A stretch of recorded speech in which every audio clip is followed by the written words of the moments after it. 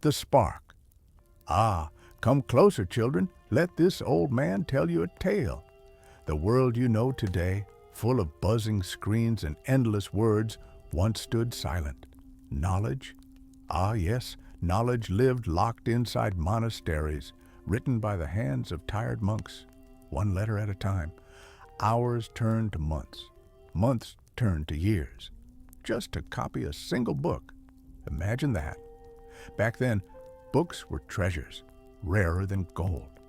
But then, one clever man, Johannes Gutenberg, with ink-stained fingers and restless dreams, built a machine that would change the course of history. A machine of wood and iron, gears and screws. The printing press, speed duplication, no more monks copying. Now listen carefully. Before the printing press, a monk could spend a whole year copying the Bible by hand. One mistake, he'd scrape the parchment, start again. But Gutenberg's press? Oh, it was magic. One press, one pull of that heavy iron screw, and dozens of pages came alive in ink. What once took years now took days. Whole libraries could suddenly be born out of wood and ink. Knowledge had been locked away like a chained prisoner, and Gutenberg gave it wings. Cheap knowledge, pamphlets and leaflets flooding towns. But speed was only the first trick, children. The second hack was even more dangerous: cheapness. You see, before, only kings and bishops could afford books. But with the press, pamphlets and leaflets, thin little papers, could be printed by the hundreds and handed out in taverns, markets, and even smuggled under church doors. These little sheets carried jokes, songs, poems, and fiery words of rebellion. For the first time, ordinary folk could buy words with a few pennies. And once a poor man reads, oh, he never forgets. Knowledge is a fire, and once it touches the heart, it spreads. Secret codes and underground printing. But not everyone welcomed this flood of words. Oh no. Kings grew nervous. Priests trembled. Because words carry power, more power than swords, so they tried to stop it. They banned books, burned them in town squares, and jailed printers. But printers were clever. They became tricksters, hiding presses in cellars, barns, even behind false walls. Some printed with secret marks in the ink, hidden symbols only the rebels knew. Others changed the spelling of words to dodge the censor's eye.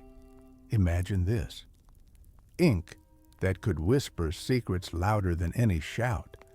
That was the third great hack: underground printing, a shadow war fought with letters instead of blades. So, my little ones, that was the spark, the first hacks of the printing press. Speed, cheapness, and secrecy, like a fire flickering in the night, small at first, but soon to blaze across kingdoms. Oh, but the story's only just beginning, because these tricks, these hacks, would soon tear empires apart and set all of Europe on fire. Religious wars, fueled by print, Luther, and Reformation. Ah, children, listen well. The printing press was no longer just a machine of ink. It became a hammer, striking the bell of war. One man, Martin Luther, nailed his 95 Theses to a church door in 1517. But the real thunder did not come from his hammer. Oh no, it came from the press. Printers copied his words faster than the wind, and soon those sheets were flying across all of Europe. Imagine it: priests gasping, kings trembling, peasants whispering forbidden questions. The Reformation was not spread by sword or sermon alone. It was spread by print. Pamphlets became weapons, sharper than any blade. They turned villages into battlegrounds of belief. Some burned them, others kissed them, but none could ignore them. Children, the press had unleashed a storm of faith and fury. News before newspapers, early gazettes, and rumors. And then, my little ones, came a new trick: news. Before the press, news was a rumor carried by a merchant or a letter whispered across tavern tables. But with the press, every town could have its own gazette. Thin little sheets with stories of kings, wars, strange wonders, and terrible disasters. Imagine a farmer in France reading of a battle in Spain or a merchant in Venice learning of a shipwreck in the New World. News traveled faster than horses, faster than ships. For the first time, people felt the pulse of the world beyond their village. Some laughed at strange tales, others feared them. But all felt more connected. The printing press had become the heartbeat of Europe. The power of images, woodcuts, engravings, cartoons. But words, my dears, were not the only weapons. Pictures, too, carried fire. Printers carved wood blocks with sharp knives, pressing images into ink. They showed popes with horns, kings as devils, priests as fat wolves devouring sheep. Others showed saints, heroes, and strange beasts from distant lands. These images spoke louder than 1,000 sermons, because even those who could not read could see. A single cartoon could make a crowd laugh, rage, or riot.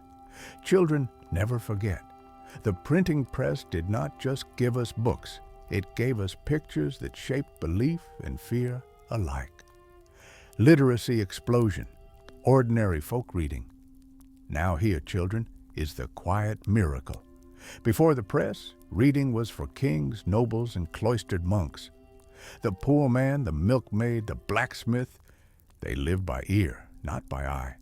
But once books became cheap, once pamphlets flooded villages, even common folk began to learn their letters. Fathers taught sons, mothers whispered letters to daughters by firelight. Villagers bought little ABC books, prayer sheets, songs, and oh, how dangerous it was. For a man who reads cannot be chained. He will ask questions. He will demand answers. The printing press, you see, was not just a machine of paper. It was a schoolmaster for the world. So, children, the fire spread, first with faith, then with news, then with pictures, and finally with learning itself. A storm of ink swept across Europe, and no king, no pope, no emperor could stop it. The world was reading now, but oh, this is not the end of our tale, for the press would carry secrets even deeper into the worlds of science, rebellion, and freedom. And that, my little ones, we shall uncover next. Scientific spread. Galileo, Kepler, Bacon.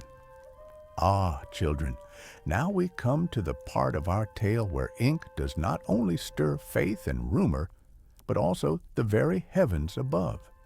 In the old days, a man might look at the stars, whisper his theories, and die unknown. But with the press, ideas flew faster than birds. Think of Galileo staring through his telescope, his heart thundering as he saw moons circling Jupiter. Once, such thoughts would have been crushed into silence. But he wrote, he printed, he spread his dangerous truth.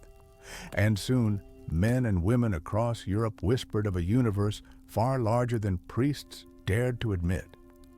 Or Johannes Kepler, that strange mathematician who dared to map the heavens with laws of motion.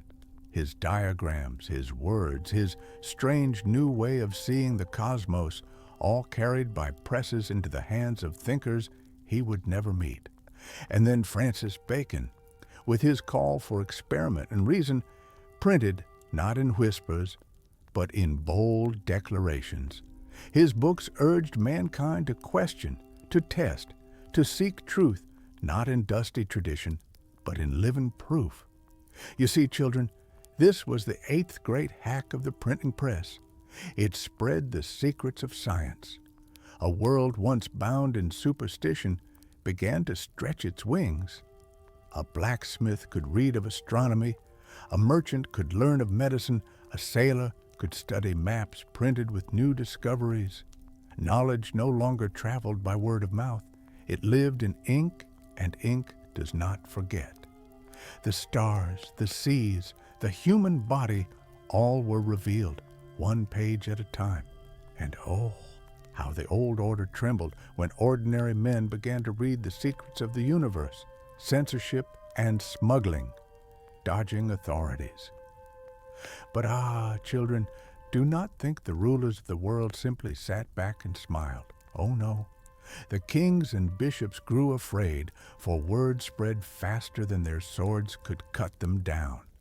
And so began the great battle of censorship.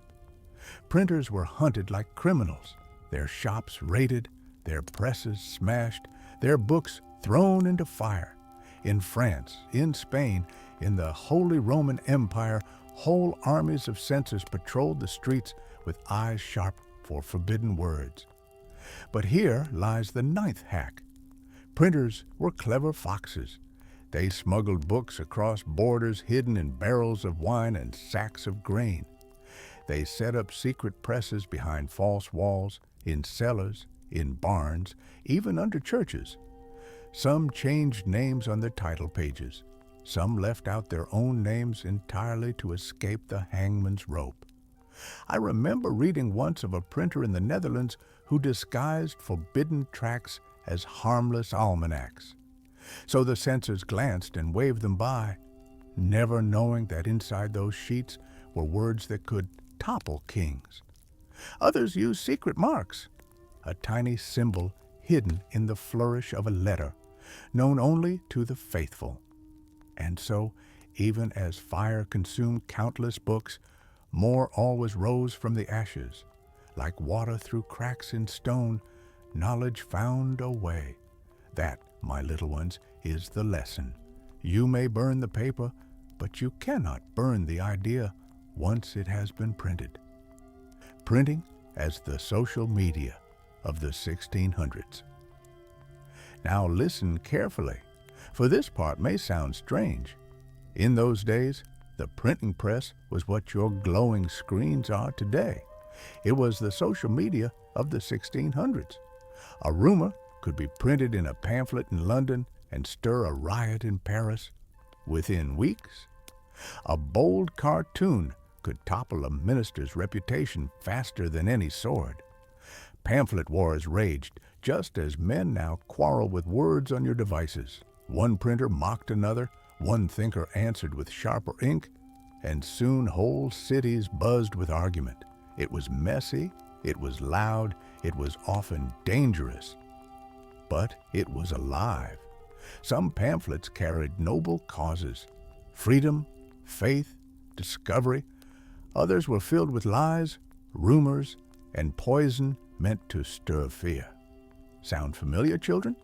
You see, the printing press taught us long ago that once you give the common man a voice, you unleash a storm. And that storm cannot be caged. It will rage, it will roar, it will sometimes burn. But it also brings change, and change, though feared by kings, is the heartbeat of history. And so, my dear ones, the tale comes full circle. From monks bent over parchment to presses churning out books faster than armies could burn them. From the whispers of Luther to the cries of rebellion, from the woodcut cartoons to the first gazettes, from the stars of Galileo to the secret presses hiding in barns. The printing press was not just a machine. It was a living heartbeat, a fire that leapt from city to city, from hand to hand, until the whole world was alight. Do you see now? That heavy wooden press, stained with ink and sweat, was the ancestor of the world you know today. Every time you tap a screen, every time you share a word or picture, you are echoing those old hacks of ink and wood. The kings tried to stop it. The priests tried to silence it. But the words survived, because once an idea is printed, it belongs not to the writer, not to the printer, not to the ruler, but to the people. So remember, children, when you read, when you write, when you share your thoughts, you are part of a story 500 years old, a story born of creaking wood, clattering type, and the courage of men and women who risked everything for the simple, dangerous act of putting words on a page. Ah, but enough for tonight. The fire grows low, and this old man's voice grows tired.